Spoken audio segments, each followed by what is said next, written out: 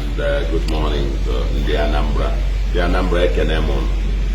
Well, this is 9 months in office and first Christmas that I'm celebrating in office as Governor of Anambra State.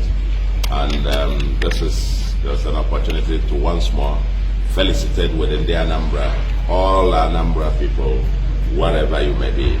Those in the homeland, the millions at home celebrating here in Anambra State, and the more millions abroad, scattered all over Nigeria and all over the world, is to say once more a very Merry Christmas to all of you, and we're looking forward to a more productive, blessed New Year for Anambra. 9 months ago, we took the oath of office to serve in the Anambra and to begin the journey towards the livable and prosperous homeland that we promised our people.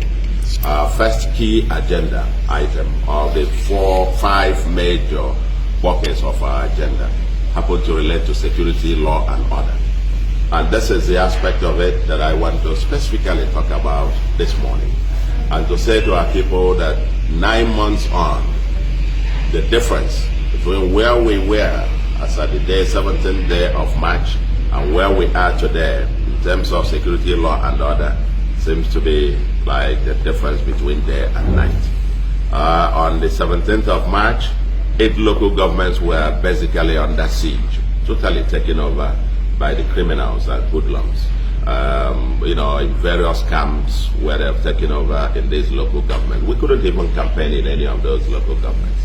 But by the grace of God, I think today, those local governments have been liberated, and security, law, and order seem to be returning to Anambra very largely.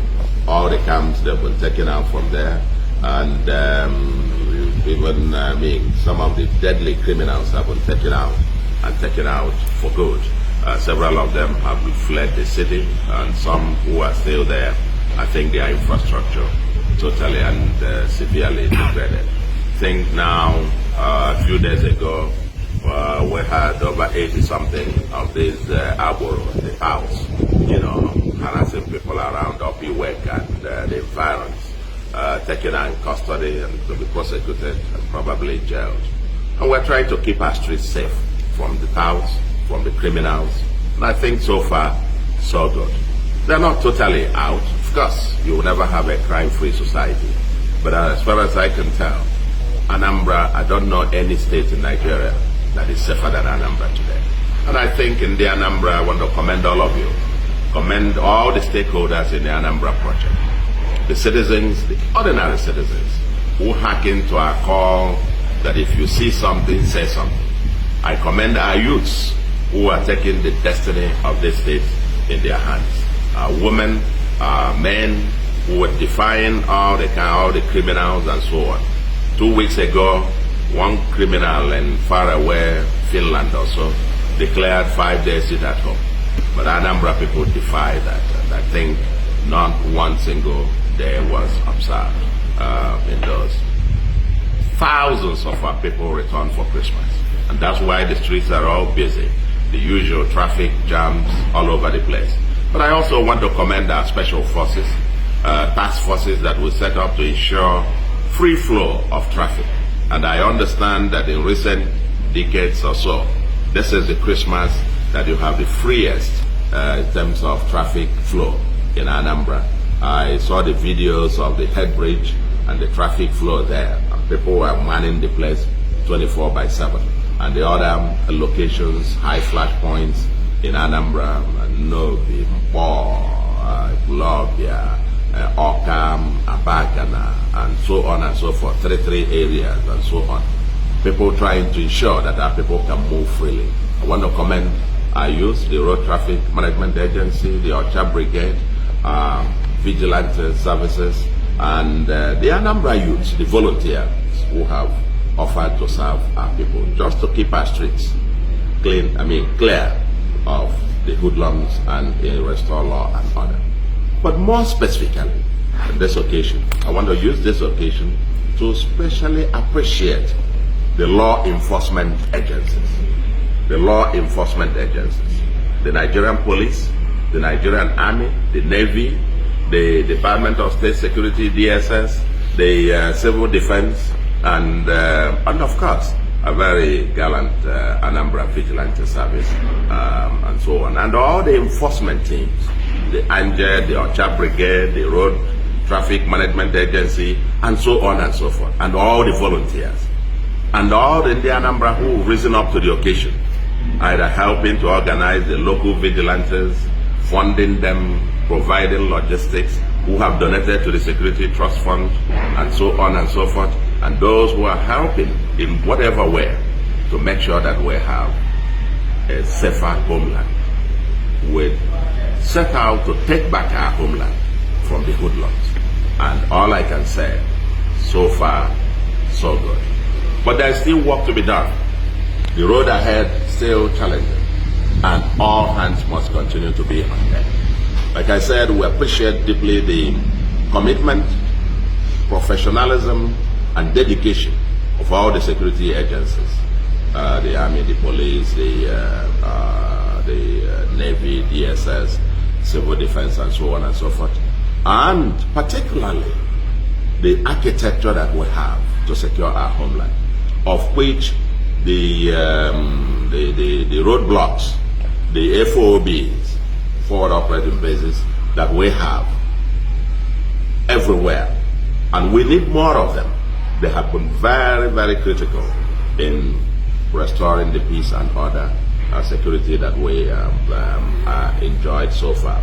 We would need even more of those in coming days, weeks, and months, not less. And I want to commend all those, these armed forces who sacrifice, who put their lives on the line to have our people sleep with their two eyes closed. Some of them have paid dearly. But I want also to remember at this particular occasion, this particular moment, all those who have paid the supreme sacrifice just to keep Anambra safe.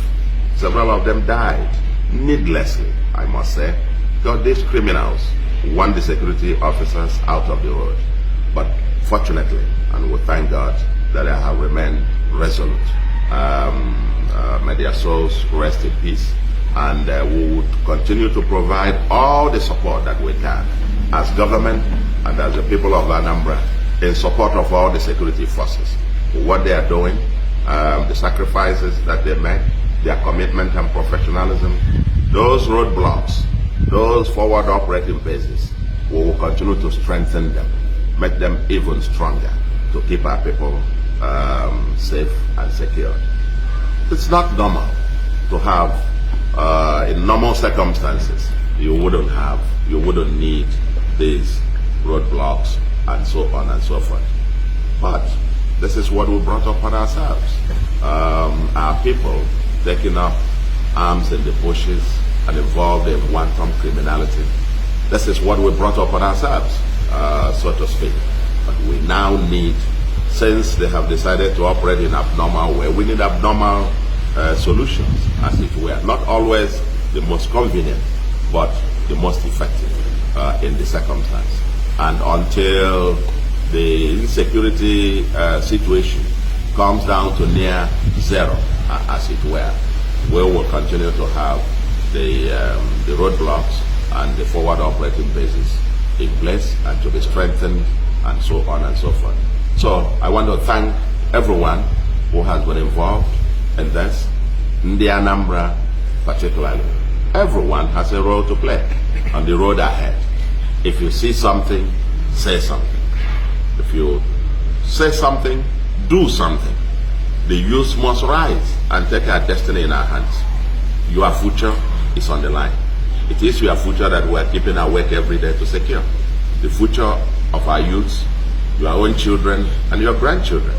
And we use this opportunity again to appeal to those in the bush, in the forest, the criminals out there, because they are nothing but criminals.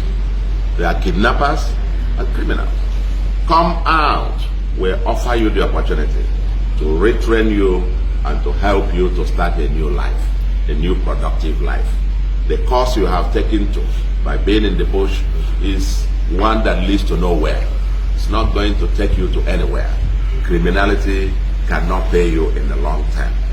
And therefore, we don't want to lose, pains to lose this, see these young youths, wasting away.